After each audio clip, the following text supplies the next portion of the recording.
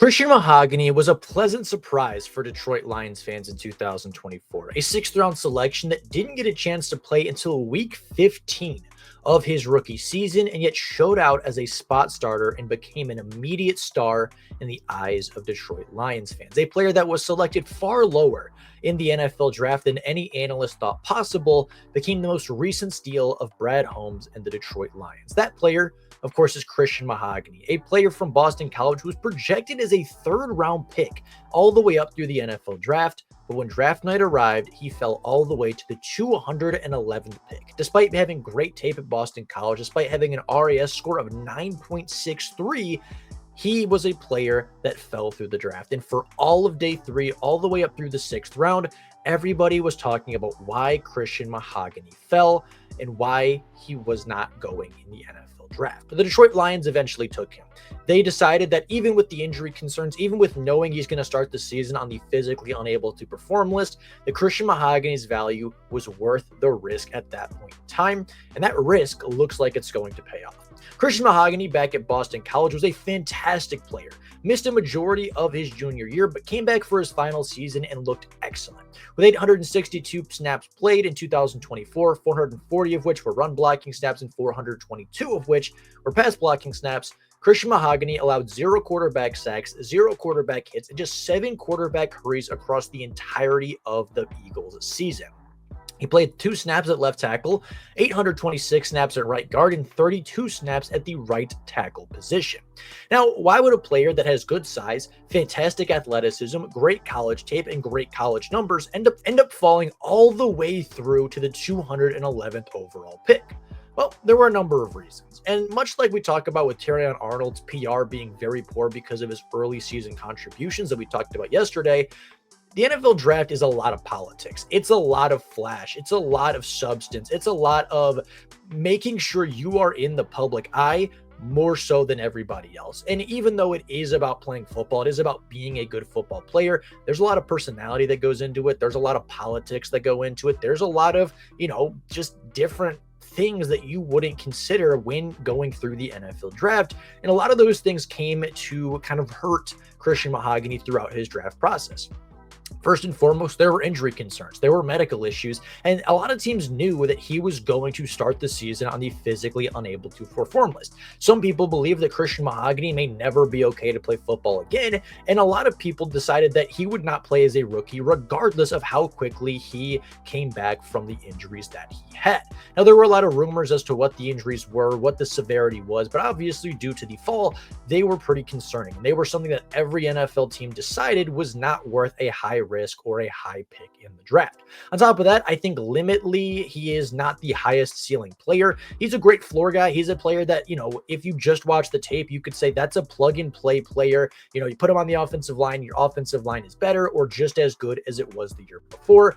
And I think that is also kind of boring to general managers. Most GMs and most football franchises are infatuated with high athletes, with great, tools, with great prospects, with great athletes. And Christian Mahogany just isn't that. Christian Mahogany will never jump off the page at you. Going back and watching his Boston College tape, he's never going to jump off the screen. You're never going to jump up and down screaming in excitement for a play that he made. You're never going to look at his game tape and say, wow, like that kid is the future all-pro. But you look at it and you'll say, that kid's an NFL starter. That kid's going to play in the NFL for a decade, going to make millions of dollars, and he's going to be maybe a 2 to 3 time Pro Bowler and just a solid piece of whatever offensive line you're on.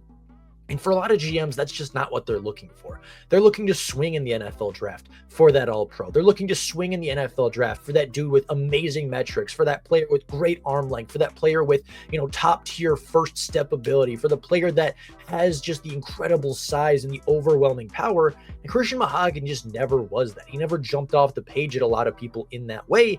And because he's not a flashy position, because he's not a flashy player at an offensive lineman position, and due to the injury concerns, he fell through the NFL draft for a majority of its way.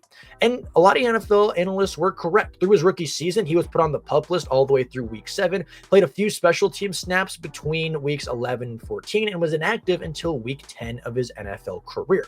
He didn't see his first in-game action on offense until week 15 versus the Chicago Bears, where he was immediately thrown in as the starter. Graham Glasgow had been hurt the week prior, and they needed a player to step up and play some good football. Christian Mahogany did just that. In that week 15 game versus the Chicago Bears, he had an 81.6 Pro Football Focus grade, an 82.6 pass blocking grade, and an 80.8 run blocking grade. He had 75 snaps under his belt after that game with just a singular penalty and 0 sacks allowed.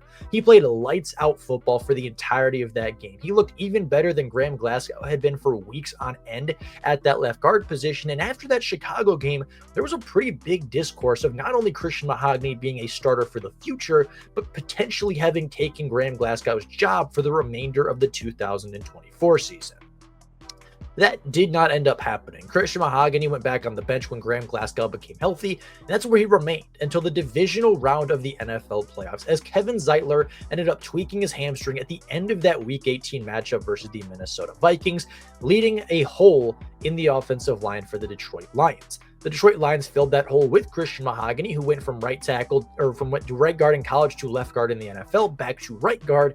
And Christian Mahogany was not only good, he was fantastic. He finished that playoff game as the highest graded player on the Detroit Lions offense with a 92.3 PFF grade, a 91.9 run blocking grade, and a 78.6 pass blocking grade. He played 47 pass blocking snaps, allowing 3 pressures and 0 quarterback hits or sacks. He was one of the most impressive offensive linemen in that game. He was a phenomenal run blocker. He was a solid pass protector against a great interior defensive line of Washington, and he looked the part. He looked like a starting NFL guard, and a lot of fans went into the offseason saying, okay, guard's pretty good, right? We might need to replace Graham Glasgow this year. We might need to get younger at the position, get deeper at the position. But if we go in and Christian Mahogany is starting for our offensive line next year, we feel pretty darn good about it. And the Lions went into the offseason. They drafted guys like Tate Ratledge. They drafted players like Miles Frazier. Now the guard position is really deep, right? You have Graham Glasgow, the veteran. You have Tate Ratledge, the rookie. Of Miles Frazier, the rookie. Natane Moody, Colby Sorsdale, some of the depth players that have started before. Coyote Awashia is a player that started for the Lions in the playoffs 2 seasons ago. But Christian Mahogany, in my opinion, stands above them all. And there's a couple of reasons for that. As a starter, I think Christian Mahogany has played the most snaps of any of those players not named Graham Glasgow. Obviously, Tate Ratledge and Miles Frazier are rookies. Colby Sorsdale has played in 2 games, but has played less snaps. And then, of course, Natane Moody has yet to play in a regular season game, nor has Coyote Awashia, who has played in a number of games, but has very similar statistics as far as snap-wise and significantly lesser play in that time than Christian Mahogany showed in Detroit. On top of that, he has the highest PFF grade of any player on the interior offensive line, not named Frank Ragnow from a season ago. I think he's the best pressure rate of any guard for the Detroit Lions a season ago, including Kevin Zeitler. He's the best run blocker left on the interior. He is the best interior offensive lineman right now for the Detroit Lions, again, excluding Frank Ragnow, and he has the versatility to play both left and right guard at the NFL level. The Detroit Lions starting offensive line next year, in my opinion, we've talked about it a few times. I think it's Taylor Decker at left tackle. I think they move Christian Mahogany to left guard. It's a position he played against the Bears and played very well against the Chicago Bears. And while his more natural position may be on the right, he showed easily last season that he could play that left guard position. He did it in college, he did it in the NFL, and did a very nice job at that. Frank Ragnow will be in the middle. I think Tate Ratledge, more of a pure right guard, will be battling with Graham Glasgow, another more pure right guard for that right guard position, and of course to be paired up with Penei Sewell. So with that being said, what is Mahogany's future with the Detroit Lions? Will he take a massive step and become a Pro Bowl caliber guard? Will he kind of stay the same and just be a reliable starting caliber player for his career? Or will he begin to get outshadowed by some of the other higher drafted rookies that were taken before him in the NFL draft? In my opinion, I think Mahogany's future is incredibly bright. With 3 years left under his contract, a cheap offensive line deal, a high floor player, a solid long-term starting resume on his career, and really from the games that he played throughout his rookie season, I don't see a way that the Lions don't put Christian Mahogany on the field, whether that be over Tate Ratledge, whether that be over Graham Glasgow, whether that be over Miles Frazier, whether that be any offensive line position they feel he fits the best. That is where I think they will put Christian Mahogany. He is too good and too strong of a player not to put on the offensive line. He looked just as good, if not better, than Kevin Zeitler did a season ago in the games that he played. He is a fantastic, super strong offensive lineman. And I think the Detroit Lions would be absolutely silly to put him back on the bench and not have that caliber of player play for their offensive line for the long-term future. I think Graham Glasgow is the odd man out. I think they're going to go young. I think they're going to go talent. I think they're going to go draft capital.